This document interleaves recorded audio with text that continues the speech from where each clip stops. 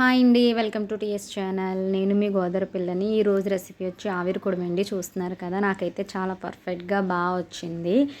ఇది ఎప్పుడు కూడా మా అమ్మ ఎక్కువ చేసి పెట్టేదండి. ఇడ్లీలు వాటి కంటే ఎక్కువ ఇదే బాగా చేసి పెట్టేది.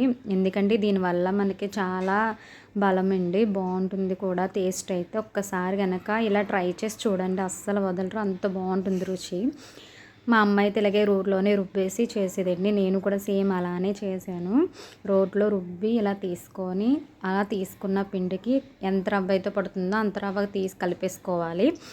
అలా కలిపేసుకున్న తర్వాత ఇలాగా నా దగ్గర అయితే కుండ అవైలబుల్గా ఉంది, అందుకని నేను కుండకి క్లాత్ తడిపేసి ఇలా చుట్టాను పిండేసి.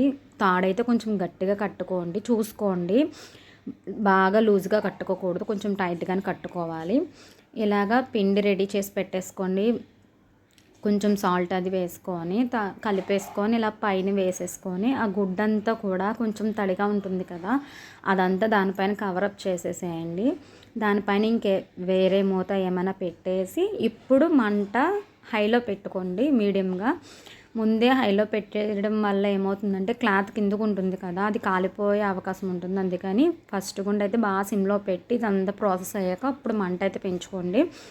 ఇలా మూత పెట్టేసుకున్న తర్వాత మనకి ఇది ఎలా ఉడికిందని తెలుస్తుందంటే, ఇడ్లీలు ఉడుకుతుంది కదా, ఆ స్మెల్ వస్తుందండి.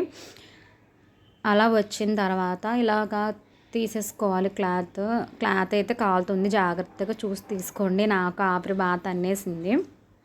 అలా క్లాత్ తీసేసుకున్న తర్వాత ఏమైనా ఫోర్క్ కానీ ఇలా చాక్ కానీ పెట్టి చెక్ చేసుకోండి. ఏమీ అంటుకోకపోతే కనుక రొట్టె అయిపోయినట్టే అనమాట.